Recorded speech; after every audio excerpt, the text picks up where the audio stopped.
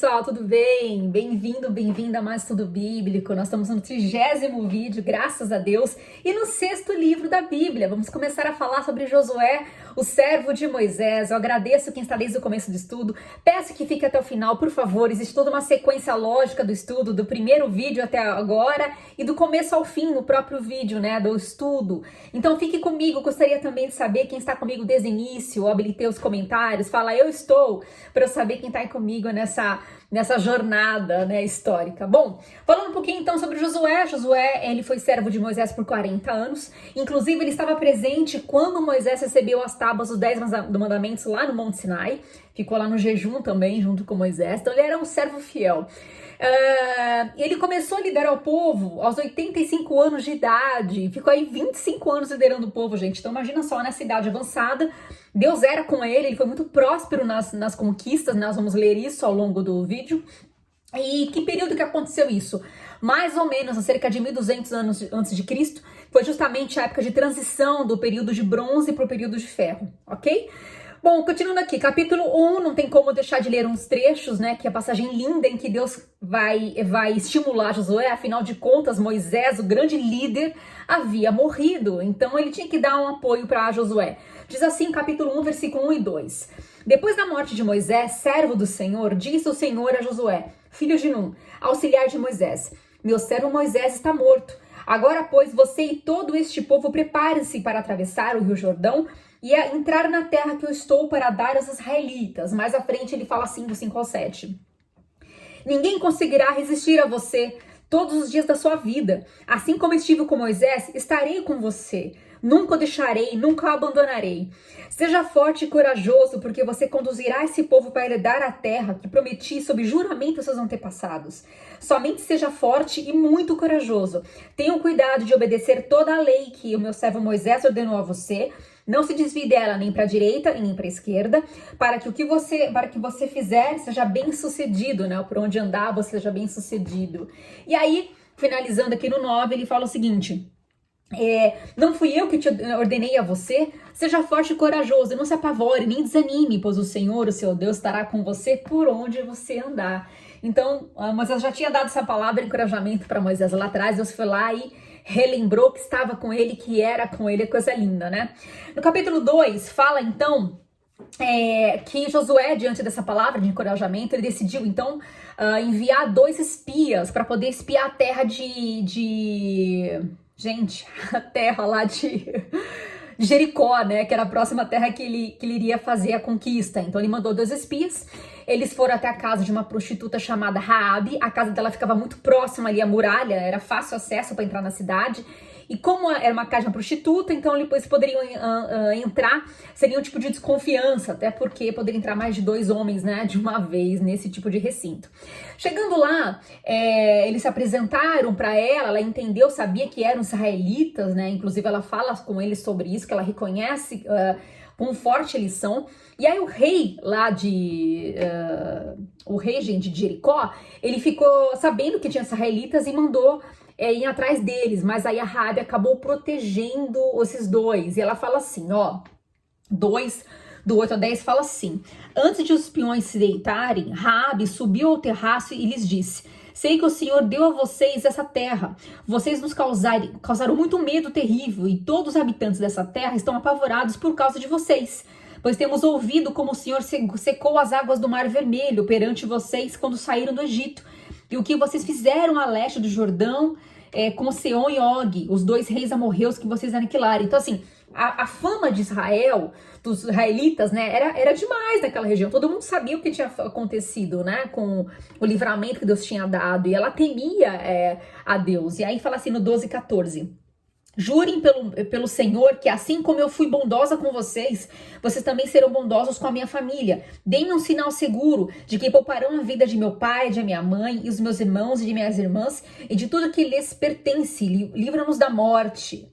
Aí eles responderam: a nossa vida é pela de vocês. Os homens lhe garantiram: se você não contar o que estamos fazendo, nós a trataremos com bondade e fidelidade quando o Senhor nos der a terra. Então fizeram um acordo, ela escondeu os espias, né? Despistou ali os dos soldados, né, de Jericó, e aí eles, em contrapartida, falaram que quando invadisse a cidade, iriam poupá-la, inclusive a família dela. Então, a fé de Raabe foi tão grande, foi tão notável, que o nome dela é citado lá no livro da fé, dos heróis da fé, lá no livro de Hebreus 11:31, fala sobre isso. Não vou ler aqui, porque senão fica muito extenso, mas fala que por temor a Deus ela livrou os espias, e inclusive lá na frente a Raabe, ela vai se casar, ela vai ser naturalizada, né, israelita, ela vai se casar com um príncipe israelita e vai ter um filho chamado Boaz, e o Boaz vai ser nada mais, nada menos do que o avô do rei Davi. E o nome dela, tá citado lá na genealogia de Jesus, no livro de Mateus, gente. Então, assim, foi muito importante a posição dessa mulher. Apesar do rótulo de prostituta, ficou na história. Continuando aqui, então, atravessando agora o Rio Jordão. Então, eles estão preparados para poder atravessar, mas Deus fez algumas coisas com eles, né? Antes de atravessar, eles tiveram aí que fazer algumas coisas. Diz assim, o 3, versículo 5. Josué ordenou ao povo: santifiquem-se, pois amanhã o Senhor fará maravilhas entre vocês. E aí ele fala mais, né, no versículo 12. Agora escolho 12 israelitas, um de cada tribo, quando os sacerdotes que carregam a arca do Senhor, o soberano de toda a terra, puserem os pés no Jordão, a correnteza será represada e as águas formarão uma muralha. Então, assim, ele avisou, Deus mostrou para ele o que ia acontecer. Ele falou: olha, Deus vai fazer um milagre quando vocês colocarem os pés no Rio Jordão. Lembrando que nessa época estava tendo a época de cheias, então o riozinho não era pequeno, não era raso, era fundo, estava fundo. E aí, quando eles colocaram a arca, né, os sacerdotes foram na frente com a arca, simplesmente as águas separaram, eles passaram em terra seca. Isso foi mais um milagre, né, bem parecido com o que aconteceu lá no Mar Vermelho. E eles conseguiram passar para o outro lado. E aí Deus pede para que Josué tire, né, 12 pedras ainda, quando estava ainda passando em terra seca, para deixar como memorial do feito que ele havia feito, né? E aí para deixar como herança para as próximas gerações, para saber como é que Deus fez eles passarem pelo Rio Jordão. Bom, vamos lá, isso já foi no capítulo 4. E aí no capítulo 5, olha só o que aconteceu depois dessa travessia. No 5:1 fala assim, ó: todos os reis amorreus que habitavam ao oeste do Jordão e todos os reis cananeus que viviam ao longo do litoral souberam como o Senhor tinha secado o Jordão diante dos israelitas, até que tivéssemos atravessado. Por isso desanimaram-se e perderam a coragem de enfrentar os israelitas. Então gerou grande temor ali nos povoados, porque eles ficaram sabendo o que tinha acontecido, o que eles tinham passado. Gente, eram mais de 4.000 homens, aliás, 40.000, se eu não me engano. Cerca de 40.000 homens preparados para a guerra passaram perante o Senhor. Então, assim, estão falando de homens, fora mulheres e crianças. Então, assim, um povo muito, muito considerável, né, passou pelo rio. Então, óbvio que as pessoas ficaram sabendo o que aconteceu, né? Bom, vamos lá. Falando um pouquinho agora... sim, e antes, né, de falar um pouquinho sobre Canaã, o que aconteceu? Vamos lá. Nessa época também cessou o maná. Depois que Deus fez o povo atravessar o Rio Jordão, ele já estava numa terra, né, que já pertencia ali à região de Canaã, que era muito frutífera, então não teve mais maná. O maná durou 39 anos e 1 mês, exatamente, para poder sustentar o povo no deserto, mas aquilo já tinha virado passado. E aí, vamos lá. Antes deles guerrear, né, de conquistar Canaã, o que Deus orientou? Para que Moisés ele fizesse a circuncisão dos homens que iriam para a guerra, né? Porque a circuncisão, a cortada do prepúcio, né, ele era um sinal de aliança. Isso aconteceu lá na época de Abraão. Então, Deus pediu para que ele fizesse faca de pedra para cortar o prepúcio. Tipo essa aqui, ó, que foi achado aí através da arqueologia. Viram só? Imagina a dor que eles sentiram, né? Mas todos os homens passaram por isso. Por quê? Porque eles eram da nova geração do deserto. Então eles não tinham passado pela circuncisão, o que era de praxe para os israelitas como sinal de aliança com Deus. Bom, e nesse período também, logo após a travessia do Rio Jordão, o Josué ele teve uma experiência com Deus. Ele viu, né, teofania, teve a presença de Deus manifesta. No capítulo 5 fala assim, do 13 ao 5. Cadê 5? Do 13 ao 5 fala o seguinte: Então, estando Josué já perto de Jericó, olhou para cima e viu um homem em pé, empunhando uma espada. Aproximou-se dele e perguntou: você é por nós ou por nossos inimigos? Nenhuma, nem outra, respondeu ele. Venho na qualidade de comandante do exército do Senhor. Ao abrir um parênteses, muitas pessoas dizem que foi Jesus mesmo que apareceu aqui para ele. Voltando. Então Josué prostrou-se com o rosto em terra em sinal de respeito e lhe perguntou: que mensagem que o senhor tem para o seu servo, né? Aí o comandante do exército do Senhor respondeu: tire as sandálias dos pés, pois o lugar em que você está é santo. E Josué tirou. Então tinha toda uma simbologia para isso, né? As pessoas tinham que tirar o sapato antes de entrar na casa de alguém. Então quando Deus estava manifestado, é como se estivesse na habitação de Deus, né? Então tinha esse ritual aí. E aí Deus, né, dá orientação para ele, que diz o seguinte, 6:2-5. Então o Senhor disse a Josué: saiba que eu entreguei nas suas mãos Jericó, seu rei e seus homens de guerra. Marche uma vez ao redor da cidade com todos os homens armados. Faça isso durante 6 dias. 7 sacerdotes levarão cada uma trombeta de chifre de carneiro à frente da arca.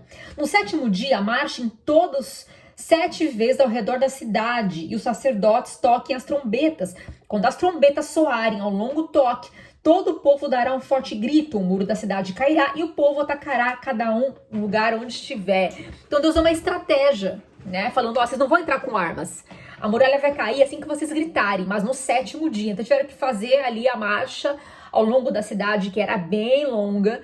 Então eles ficaram aí marchando. Imagina só a tensão do povo, porque diz aqui que Jericó, o pessoal que estava dentro da cidade de Jericó, eles escutavam o povo marchando ao redor. Imagina uma semana escutando o povo numeroso, prestes a invadir. Eles não podiam nem entrar e nem sair, a Bíblia diz. Então, olha, gente, foi um pânico terrível. Bom, falando um pouquinho então sobre o contexto, né, de Jericó, o contexto de Canaã, que era a terra que Deus estava prestes a entregar para eles. Nessa mesma época, né, aconteceu várias coisas históricas, né? Quando o povo se preparava para conquistar Canaã, estava tendo também o episódio lá da região de Troia, né? Não sei se vocês conhecem essa história, do presente de grego, enfim, foi nessa época aí que aconteceu essa luta também. Também nessa época teve o último período de glória do Egito, já estava na fase final do período de glória do Egito, até porque os israelitas saíram, então eles acabaram perdendo a força deles, né, operária. E a terra de Canaã, gente, não era uma terra unificada, era uma terra com várias cidades-estados, né, várias cidades que tinham, como é que eu posso falar? Os próprios reis. Então eram pequenos reis que dominavam cada cidade, tá? E muitas delas eram províncias do Egito, então o faraó ainda mandava, inclusive explorava essas pequenas cidades, tá?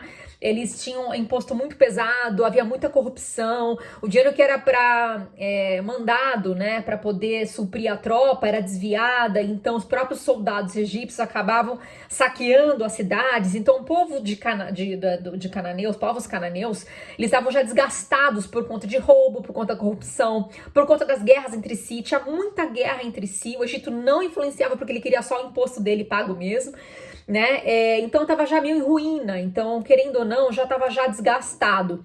Fora a questão religiosa, né? Porque, não sei se vocês lembram, mas no vídeo passado, Moisés deixou claro para o povo que Deus daria a cidade para eles, não por mérito deles, mas porque já estava por aqui com os cananeus, porque eles estavam já afundando em pecado. Eles tinham a religião deles politeísta, né? O Deus dele, até vou falar aqui, vamos lá. Eles tinham toda uma ritual envolvido com sensualidade, fertilidade, orgia, lascívia, sacrifício de criança, de idosos, tá? Tudo isso era muito permissivo. Eles cultuavam como Deus principal deles o Deus El, que significa energia, ou supremo Deus criador. Esse Deus El, ele acabou sendo o pai de muitos deuses, inclusive de Baal, que vai ser muito citado na Bíblia. Diz também que esse Deus, ele era casado com 2 esposas, uma delas era minha irmã, chamada Astarote, que era a rainha aí da prostituição, era deusa prostituta. Então, gente, era uma sujeira, era um bacanal que permitiu que facilitasse logo as coisas para os israelitas, né? Bom, deixa eu ver aqui o que mais. Sim, uma coisa importante também que tinha registro histórico, né? Por conta dessa província vinculada com o faraó, com o Egito, eles trocavam muitas correspondências, que eram as cartas cuneiformes, né? Em tábuas de barro. Então isso foi encontrado no Alto Egito recentemente. 382 tábuas de Amarna, que é chamado. E uma dessas tábuas, gente, ele cita o nome de Josué. Então ele era assim famoso. Dá uma olhadinha como é que era essa tábua. Interessante, né? Bom, outra curiosidade também, Jericó, gente, ela era mais antiga do que as pirâmides do Egito. É uma das maiores ou a mais antiga civilização, tá, gente? E assim, estudo também por arqueólogos, também grandes arqueólogos da época, eles viram também que já teve muito terremoto, teve muita invasão na época de Jericó, né? Então, assim, era uma terra bem explorada, muita gente ficava cobiçando porque é uma terra muito fértil. Deixa eu ver aqui, essa região, né, região localizada próxima à Cisjordânia, próxima à região ali da Palestina. A Torre de Jericó é uma estrutura de pedra de 8,5 metros de altura.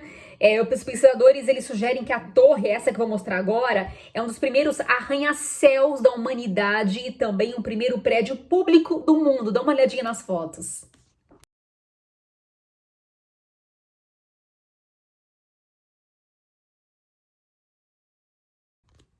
Viram só? Pois é, hein? Grande relíquia histórica de Jericó. Olha só que interessante. Então, era uma cidade realmente fortificada e tem muita história para contar. Bom, voltando para a conquista, né? Então, na cidade de Jericó, ninguém podia sair ou entrar, como eu falei para vocês, né? As pessoas ficavam em pânico ouvindo o barulho das pessoas já prontas, os israelitas prontos para poder conquistar. E aí, no capítulo 6, diz assim, no versículo 16 ao 18, vamos lá. Na 7ª vez, quando os sacerdotes deram o toque da trombeta, Josué ordenou ao povo: gritem, o Senhor entregou a cidade a vocês. A cidade, com tudo que nela existe, será consagrada ao Senhor para destruição. Somente a prostituta Raabe e todos que estão com ela em casa serão poupados, pois ela escondeu os espiões que enviamos. Mas fiquem longe das coisas consagradas, não se apossem de nenhuma delas para que não sejam destruídos. Do contrário, trarão destruição e desgraça ao acampamento de Israel. Então assim, Deus deu uma ordem, falou, olha, não peguem nada, não saqueiem nada. Nada consagrado, né? Nada de objetos, porque justamente por conta desse pecado que tinha lá, toda essa energia aí demoníaca, vamos dizer assim. E aí o que acontece? Os historiadores também, arqueólogos também comprovaram que as muralhas de Jericó tinha também vestígios, né, de fogo e destruição, e que tinha ainda, gente, locais intactos, bacias, vamos dizer, não era bacia, mas é como se fosse assim, reservatórios, né, de cereais, de comida, foram abandonados do nada, então não foram saqueados. Antigamente as pessoas invadiam uma cidade para saquear, inclusive comida, e nesse caso ninguém saqueou. Então tem provas aí arqueológicas que fala sobre isso. Eu vou deixar um link, dá uma olhadinha, por favor, para que vocês possam olhar aí com calma sobre os achados que comprovam a invasão aí desse pessoal. Bom, do pessoal, né, os israelitas. Capítulo 7, vamos correr aqui. Como tava muito bom para ser verdade, né, gente? O homem sempre vai cair, uma hora ou outra, vai tropeçar. O que aconteceu? Vamos ler lá. Mas os israelitas foram infiéis com a relação às coisas consagradas. Acã, filho de Carmi, filho de Zinri, filho de Zerá, da tribo de Judá, apossou-se de algumas delas, e a ira do Senhor acendeu-se contra Israel. Então uma das pessoas ficou tentada a pegar um objeto consagrado, pegou, escondeu, e daí que aconteceu? Eles foram tentar uma segunda conquista na terra de Ai, que era relativamente pequena. E aí eles falaram assim, ó, vou levar um pouquinho só de soldados, porque é uma cidade pequena, a gente acabou de vencer e conquistar Jericó, agora Ai vai ser rápido. E aí foram pra luta, tomaram um pau do pessoal de Ai, e aí foram mortos mais de 39 homens, 39 soldados, e aí Josué começou a questionar Deus, falou, Deus, mas o que aconteceu pra gente ter perdido a guerra, que parecia ser tão fácil? Aí ele pergunta assim, ó, 7 diz assim, ó, disse então Josué, soberano Senhor, por que fizeste esse povo atravessar o Jordão? Foi para nos entregar nas mãos dos amorreus e nos destruir? Antes nos contentássemos em continuar no outro lado do Jordão. Aí ele começa, né, chorar. E aí Deus fala, né, primeiro que Deus fala assim, por que você tá chorando? Já cortou logo aí o mimimi. Aí ele responde mais à frente, 10 e 12. O Senhor disse a Josué, levanta-se porque você está aí prostrado. Israel pecou, violou a aliança que eu lhe ordenei. Apossou-se de coisas consagradas, roubou-as, escondeu-as e a colocou junto de seus bens. Por isso os israelitas não conseguem resistir aos inimigos. Fogem deles porque se tornaram merecedores da sua destruição. Não estarei mais com vocês se não destruírem do meio de vocês o que foi consagrado destruição. Então, gente, abriram uma brecha, pegaram coisa que não era para pegar, coisa consagrada. Então a luta sempre ela é espiritual, não só natural. O inimigo falou, ó, tem uma legalidade aí, tem uma brecha, então ele resistiu e eles perderam. Aí, enfim, gente, eu sei que depois essa família ela foi descoberta, ficaram sabendo, pagaram com a própria vida, acabaram morrendo. E aí teve aí no capítulo 8, fala da nova investida deles em destruir a cidade de Ai, em conquistar, e conquistaram. Deus deu a vitória para eles, né, depois de tudo que eles fizeram, e tá tudo certo. Capítulo 9, já como a fama deles já estava já bem alastrada, né, nas proximidades, tinha um povo chamado os Gebionitas, que era uma cidade vizinha e grande, bem estratégica. Lá atrás, Deus havia falado, olha, não façam aliança com esses povos, não façam. Mas aí, eles caíram numa, né? O que o rei Gebeonita falou? Falou, olha, vai lá, vai bem mal arrumado, dizem que vocês são no povo distantes, já faz aliança com eles, porque aí eles não podem destruir a gente. Foi isso que eles fizeram, chegaram para Josué falando que eram de um povo distante, que não sabiam de nada, que estava acontecendo, vão fazer uma aliança com a gente. E aí Josué empenhou a palavra dele e fez uma aliança com eles, né? Porque eles já chegaram na humildade, falando assim, olha, vamos fazer uma aliança, inclusive, deixa de ser servo de vocês, né, escravo de vocês. E aí foi validado essa aliança. E aí no versículo 14... fala sobre isso. Os israelitas, cadê, gente? Calma aí, eu tô agora no 9.